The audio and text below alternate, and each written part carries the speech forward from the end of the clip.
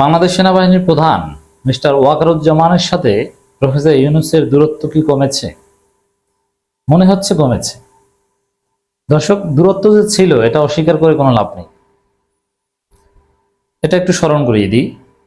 উপদেষ্টা আসিফ মাহমুদ ভিডিওতে স্পষ্ট বলেছিলেন যে প্রফেসর ইউনূসকে প্রধান উপদেষ্টা বানাতেই ওয়াকারুজ্জামানের আপত্তি ছিল।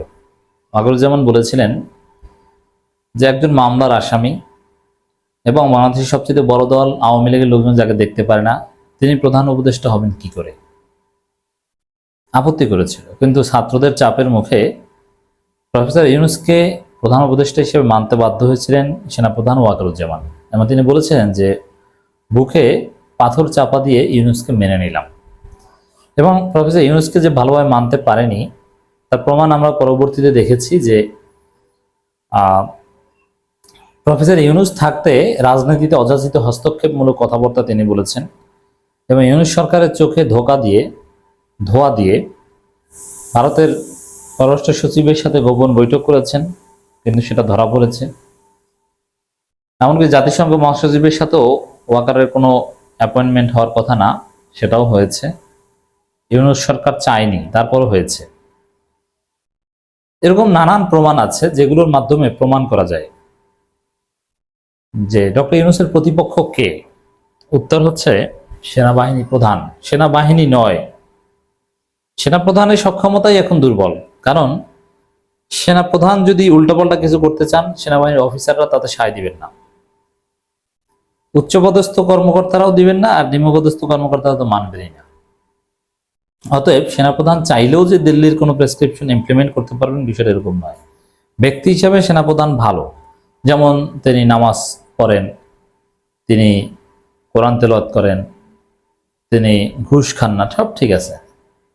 কিন্তু তার রক্তে আওয়ামী লীগ, এই জায়গাটাতে আমরা কখনোই তাকে শতভাগ ট্রাস্টে নিতে পারি না।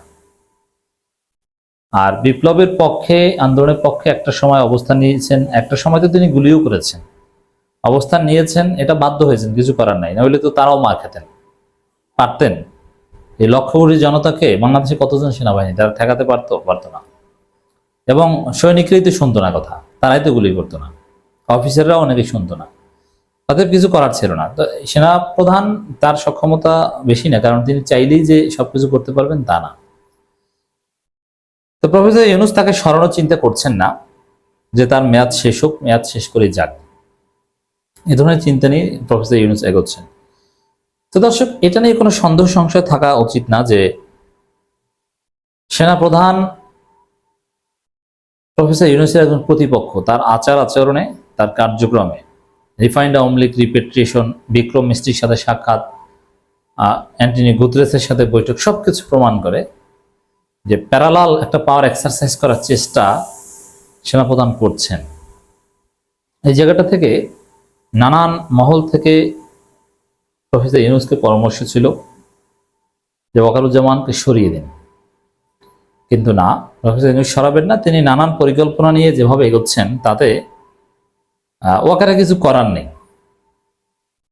তিনি চাইলেও তার পরিকল্পনা বাস্তবায়ন করতে পারবেন না, প্রফেসর ইউনূসেরটাই হবে।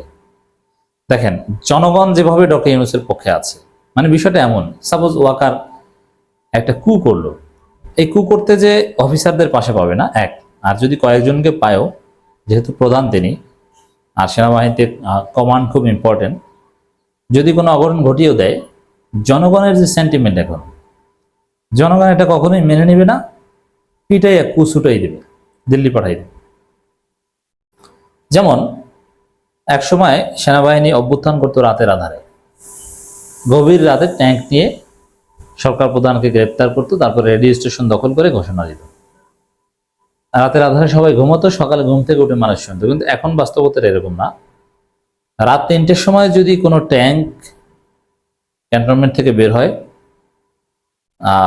লক্ষ লক্ষ মানুষ রাজপথে তখনই নেমে যাবে। কারণ বাংলাদেশের তরুণ প্রজন্মের একটা অংশ ঘুমায় না বা রাতে ঘুমায় না, আর রাতে ঘুম থেকে খুব সহজে এখন উঠে যেতে পারে।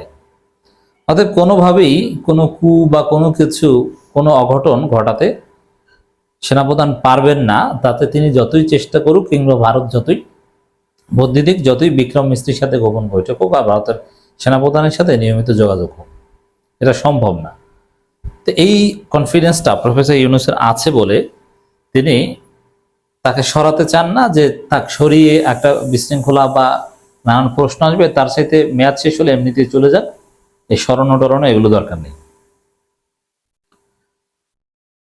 সেনাবাহিনীর দক্ষতার স্বচ্ছতার প্রশংসা করলেন প্রধান উপদেষ্টা।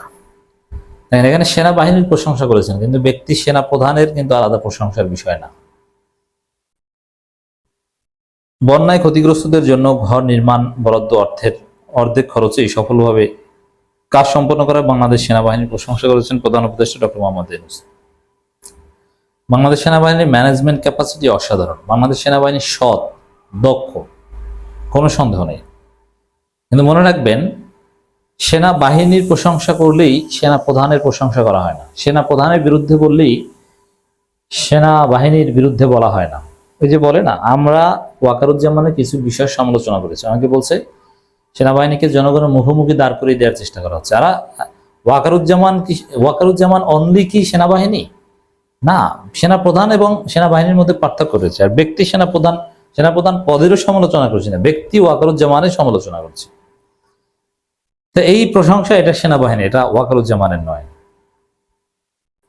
প্রধান উপদেষ্টা বলেন, বন্যা চলাকালীন দেশ জুড়ে কিছু ত্রাণ নিয়ে মানুষ ছুটেছে, সাহায্যের জন্য হুমড়ি খেয়ে পড়েছে। তবে প্রকৃত ক্ষতির মাত্রা বোঝা গেছে অনেক পরে। যারা ঘর হারিয়েছে তাদের কোথাও যাওয়ার জায়গা ছিল না।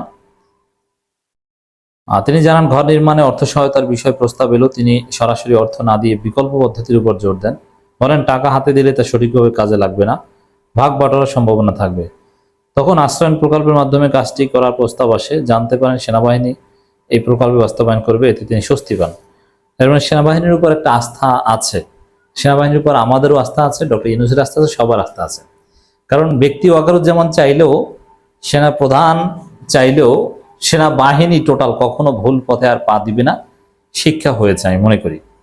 ডক্টর ইউনূস বলেন, ঘরগুলো গুণগত মান বজায় রেখে তৈরি করা হয়েছে, যে অর্থ বরাদ্দ ছিল তার অর্ধেক খরচে নির্মাণ সম্ভব হয়েছে। এটি সত্যি ব্যতিক্রম। সাধারণত বরাদ্দকৃত অর্থের দ্বিগুণ দাবি করা হয়, এখানে অর্ধেকই সম্পন্ন হয়েছে, এটা সবচেয়ে আনন্দের খবর।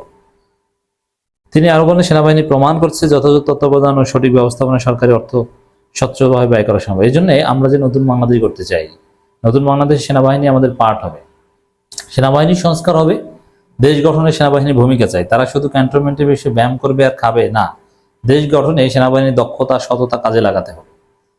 কিন্তু বিক্রম মিস্ত্রির সাথে গোপন বৈঠককারীদের সাথে নিয়ে নয়। এই জন্য বলবো, ডক্টর ইউনূসের সুদূরপ্রসারী দীর্ঘমেয়াদী পরিকল্পনা, এখানে দূরত্ব না কমলে সমস্যা নেই, ওয়াকার চাইলেও কিছু করতে পারবেন না।